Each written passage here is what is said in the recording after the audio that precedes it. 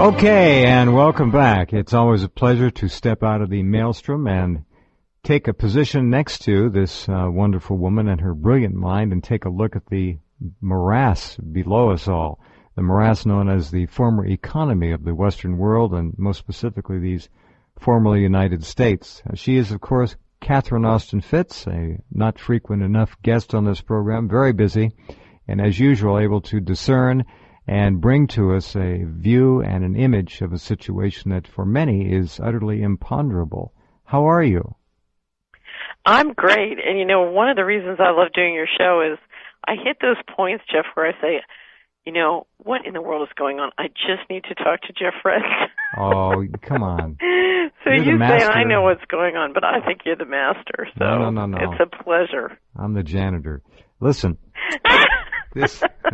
Well, we are trying to clean up in a sewer, so. Well, that's true. Speaking of cleaning up sewers, I was not able to get Mr. Strauss-Kahn on tonight, so you're going to have to fill in. You know, his beeper would probably have gone on.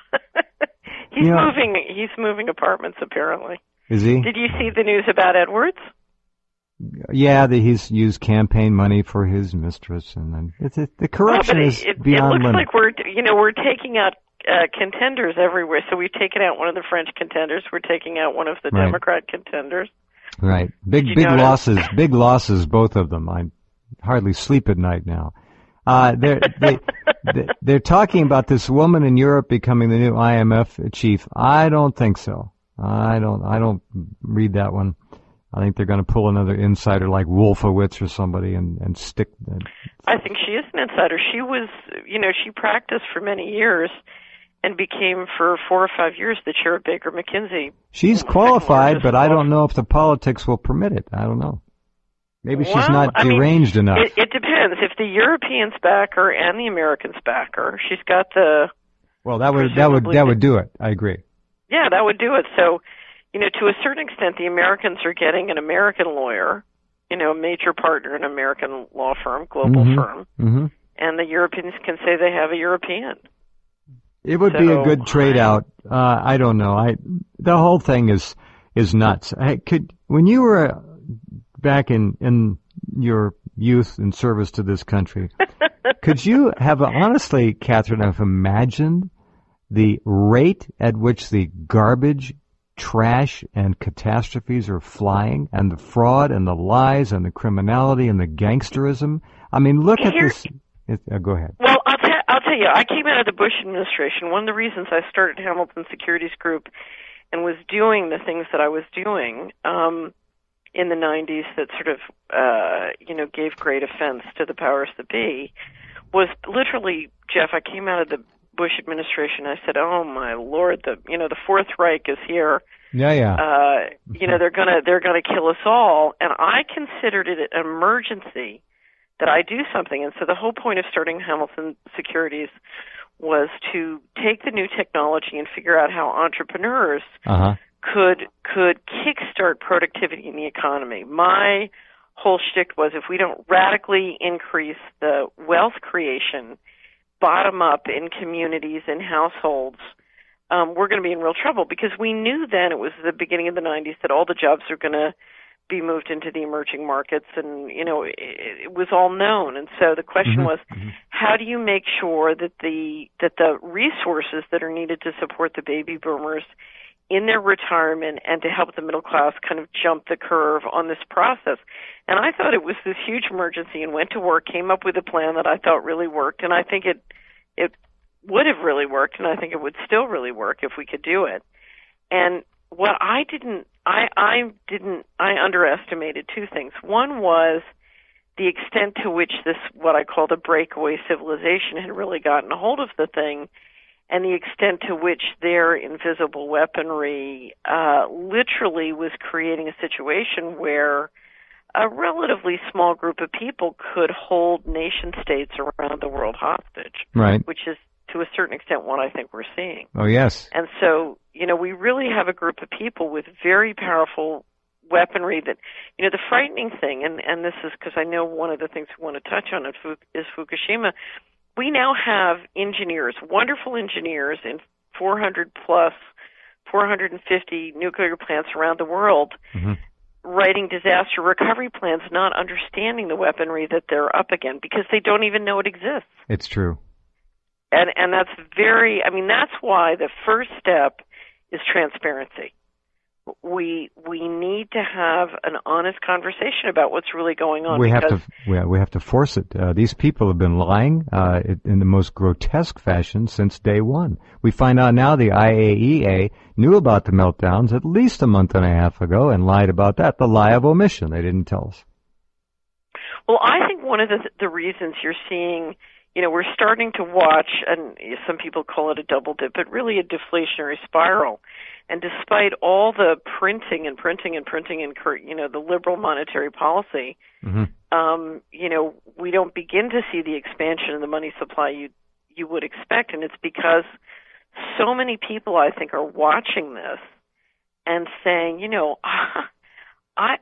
this is not a scene that inspires entrepreneurial vigorish. No. Everybody wants to pull back and withdraw. Right. And what you're seeing is a psychic and financial and spiritual withdrawal. That's a very important point. Very important. Right. Yes. And I think that is more powerful than anything. There is no amount of printing that the central banks can do which can offset that kind of withdrawal. And it's very quiet. Everybody's pretending it's like a fraternity pledge. They're all, 9/11 was done by Osama bin Laden. It's like the fraternity pledge, but they don't believe it. They're just kind of saying it, but inside they're withdrawing. And I think if anything is causing the economy to cycle down, it's healthy reaction of people saying, "I want to withdraw from this. This is not sane." The withdrawal reflex is something that has not been discussed at all. You're the first person to present it on this program. I've talked about it in a rather circuitous fashion, but it is quite clear and quite genuine. And you're going to see more as the Japanese economy continues to implode, cave in on itself, deconstruct, which is what's happening. You're going to see a lot of people withdrawing. I mean, this was a magnificent economy when you think about it, in terms of productivity and everything else. Their products were second to none. The quality was there. The dollar system has been harvesting the Japanese for decades. That's what the yen carry trade was. We have basically been milking that economy for significant subsidy. If you look at the taxes they've been carrying, it's extraordinary. And part of what they've done it with is huge amounts of debt. And of course, as their population ages, the chickens were coming home to roost anyway. And of course, now with Fukushima, one of my questions, Jeff, if you watch what's been going on, and you look at the competition that the Japanese company have been subject to, whether it's the hacking and the hit on Sony or the safety issues with Toyota, I think part of what we're seeing is American companies who are competing. They can't compete on the quality of the product, so they're competing on economic, covert operations and dirty tricks. Yeah, for sure. Well, and those are heavy blows for their economy to take. Yeah, absolutely. The latest from Fukushima is grim and grimmer, and it is not going to get better literally for the foreseeable future. They have no plan because there's nothing they can do. So you can't formulate a plan when you have no technology to address the issue. And the issue is one of overwhelmingly deadly radioactivity, not only coming from the reactor buildings internally, but externally as well. We've been covering the stories. The latest, now get this one. This is from the Reactor 1 dry well. Now this is the reactor vessel dry well. That's the concrete part underneath it. 204 sieverts an hour. Now, that's over the top. The instruments won't measure that. They have to bring in special instrumentation. Normal Geiger counter won't even go near that. We are allowed, as I've said again and again, 3 millisieverts a year. That's what the feds have said is safe. Of course, no amount of radioactivity or radiation is safe. 3 millisieverts a year. A millisievert is 1,000th of a sievert. You have 204 sieverts an hour spewing from Reactor 1's dry well. They found in Reactor 1 in the building 700 sieverts an hour that they've admitted to. millisieverts an hour. Now we've got 204 sieverts outside of it. The highest internal measurement was 2 sieverts. Now they're saying 204. So they just can't keep their numbers straight or their stories straight. This is unprecedented. So who's going to go in there? There was some talk today about elderly Japanese nuclear engineers wanting to make one last sacrificial gesture for the country and go in there and try and do something. But what can they do? 3 meltdowns? The containments are leaking? Hold, 4-inch holes, apparently many holes, just in reactor 1 that they know about. 2 and 3 are probably worse. Anyway, it's not good. Be right back with Catherine Austin Fitts in just a couple minutes.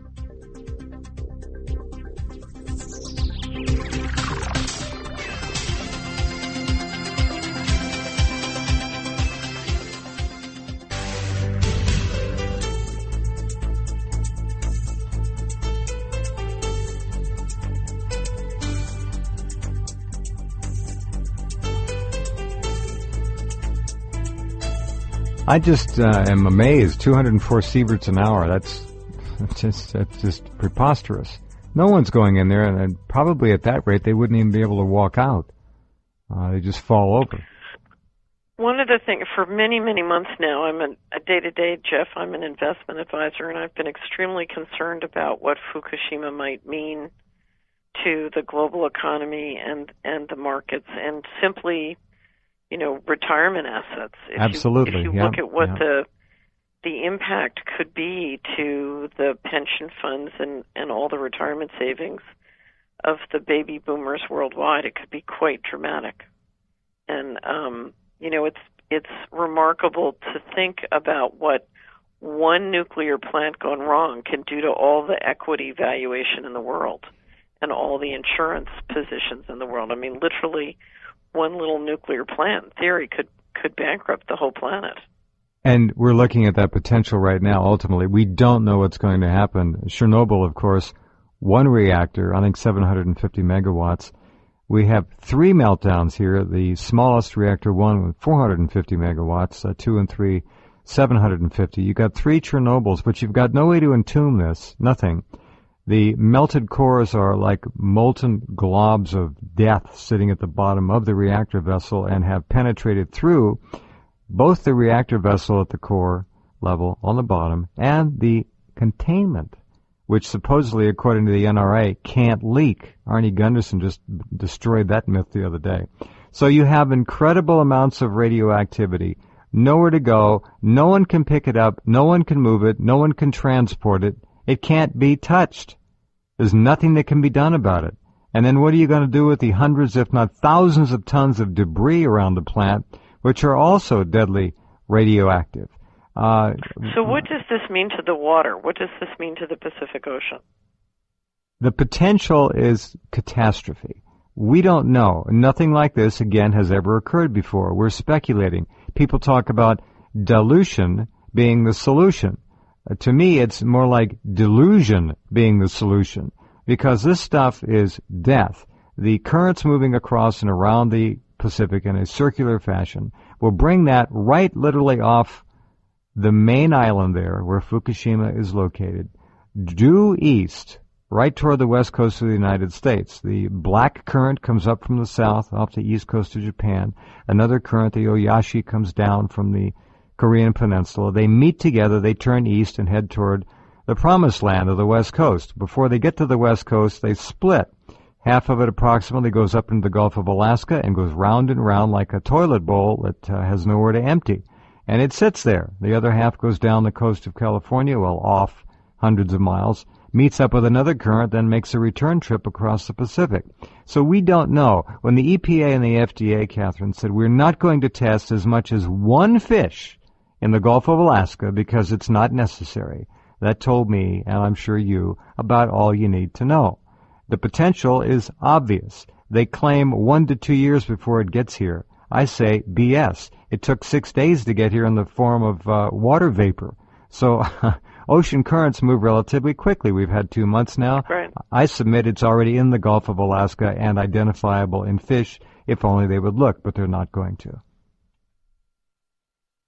So if you're someone living on the West Coast or living in Alaska, you don't eat the fish. What do you do? You don't What's eat the fish. Action? You don't eat the fish. You build a greenhouse and try and raise your own crops, or you head south.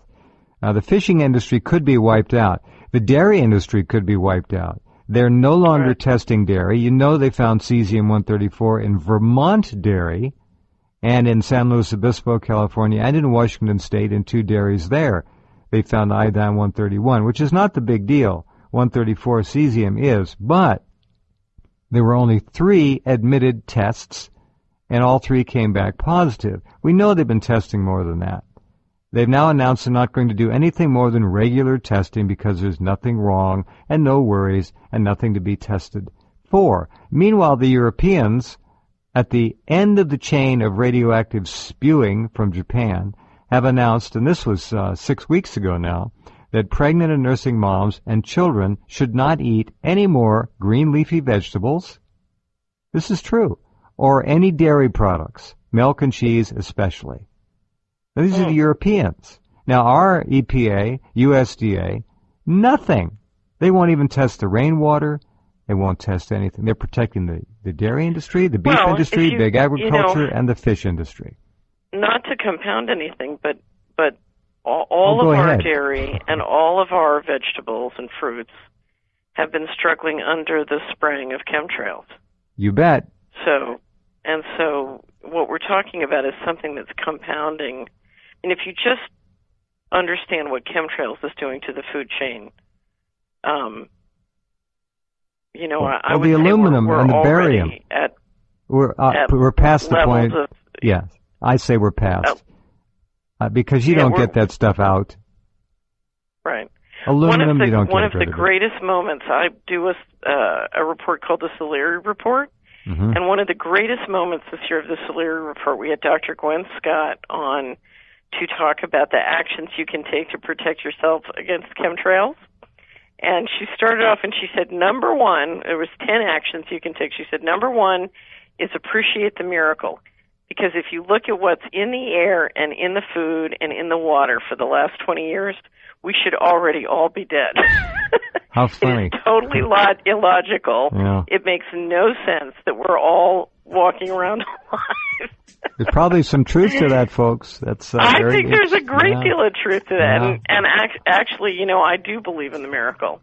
Because I certainly, in my own life, I lived through an experience. I lived through 11 years of litigation with the federal government. I don't know how you did that. That truly was extremely dangerous. Well, I shouldn't be alive, but I am. It's kind of a miracle, and I've started to count on the miracle because I think I think the universe is in a state of grace, and we have to understand that and draw on it.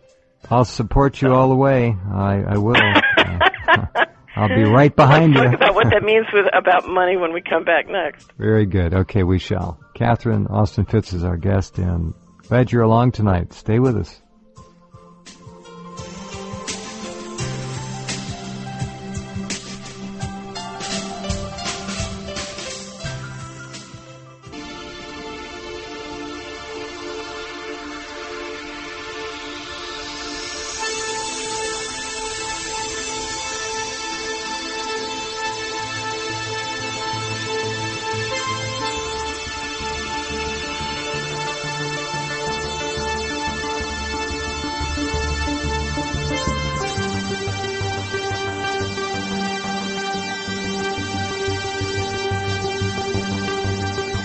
Okay, back with Catherine and you wonderful people, and I like that idea of a miracle. Miracles do happen. Hundreds and hundreds of them. Yeah, they do. All right, go right ahead. Well, I think part of what has to happen, Jeff, is we need to stop saying, what's going on is a giant mistake, or the system is not working, because in fact the system is working for the people who are leading it. Oh, is it ever? Right. And so what we're looking at is a success, not a failure. And if you want to change something that's a failure, it's a very different strategy than if you want to change something that's a success. And so, the time has come to ask the question, who's running things and why are they behaving the way they're behaving. And it's only once we go through that conversation that, we can get to the other side. Because part of it is, if you look at most people, and I'll just talk about America now, we're supporting the people who are doing this. We're financing them. If you look at our decisions in terms of our purchases, our investments, our deposits, we're for them. This is a big machine, and a few people can't run the planet unless most of us, go along and help them, whether we support them in what we do in our day-to-day work or we put our money into their financial institutions and support them. Let me ask you this. Why does Bank of America still exist? Why hasn't everybody just said, I'm pulling my money out? To this day, I'm amazed at how many people still bank at all the banks who behave this way. Absolutely angers me. I don't understand it. And I have, like you, these are intelligent people. They should know better. And when I tell them, get your money the heck out of there and bring it home, they say, oh, man, yeah, that's a good idea. They don't do it. I see them, I don't do it. They're so damn lazy, they won't do it. They just don't want to go to the trouble of actually closing an account, going down the street and opening up one at their local credit union. This is all I can come up with. I'm giving them the benefit of the doubt here. But the corruption is not just at the top. No. The corruption is ubiquitous, and I think the hardest thing to face is to look into the mirror and say, I'm part of the problem. I need to change. Oh, yeah. Who wants to change? And you know why? And it's so... Why? Well, then no one's responsible. So who wants to change? It's not my fault. Well, I'm not going to. Why should I change? I believe I'm responsible. And you know something? You are. I believe so that's am I. Exciting. Right. I believe that's an exciting and powerful place to be. You bet it is. It's very empowering. Yeah. Right. The minute I say this is my problem, I give myself power to solve it. So the question is, do we want to have power or do we want to be powerless? And power comes from taking responsibility for the problem. You bet. This is my problem. I can do something about it. Sort of, I'm the mama. I can do something. You can say that again. I'm going to record that and play it once a night. Don't listen. The younger people now, and when I say younger, I'm talking about now under 40s. They don't want to be responsible for anything. It's not my fault. I'm a victim. You bring up an issue that has befallen them, and the first thing they say is, well, he or they or that. It's always immediately projected. Gone. Well, because one way to stay safe in this society is to play the victim. My attorneys during the litigation were not allowed to use, they literally called it the V word, because there are all these strategies where you make yourself out to be the victim, and it's sort of a way of, showing your jugular, and then they forgive you because you've destroyed your own power. So we had standing orders. They weren't allowed to do any of those things. We're not going there. Because literally you give away your power, and it's one of the reasons that you get support from the top when you do it. Right. So they've been puppy trained to believe that that's an effective strategy.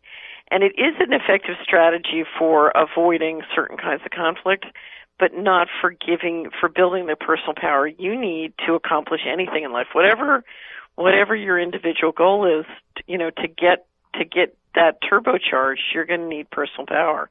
And it's funny, Jeff, because at the heart, and you really understand this when you dig in and go deep into the money, whether it's, at the smallest level of transactions or up at the global settlement systems, at the heart of the financial battle is spiritual warfare.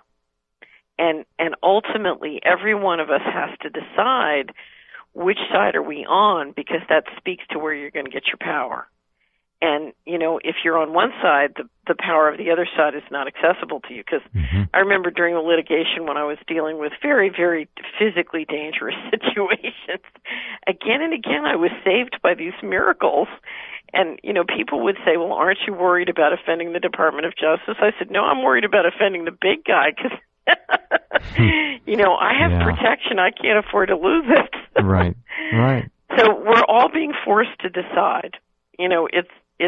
It's one thing or the other. And I think, the Titanic's going to throw us all overboard at some point.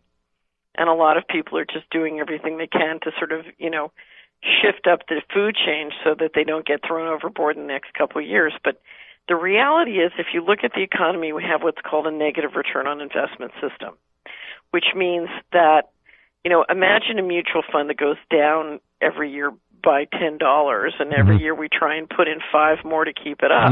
Well, that's not going to work. What we need is a mutual fund to return a positive return. And the problem is, to do that, we need to all change behavior.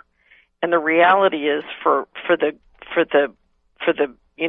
broad spectrum of citizens to change, they're looking for the guys who are running amok and using the weaponry to centralize. They're trying to please those guys instead of saying, well, let's behave in productive manner. And the guys who are centralizing are basically centralizing power and money and don't care about how much havoc they seem to wreak. So the gods are warring and everybody's ducking, and the problem is that we're facing now another deflationary spiral. Well, the other part of the problem, dear, is the younger people are being seduced into not being proactive. They're reacting. Right. They're trained to react to stimuli, whether they be advertisements or peer pressure, code words or style, whatever. It doesn't matter. They're not proactive. So and they also, let me say one other thing. They also don't have what we had when we were young. And that's a solid, essentially, bedrock personality upon which to build. These are chameleons. They don't know who they are, and they're slimy. That's right. And it's very scary stuff. It's very scary. Hold on, if you would, and we'll come right back. Catherine Austin Fitts is our guest, and do visit her website. Click on her name, go right there, and we'll be back.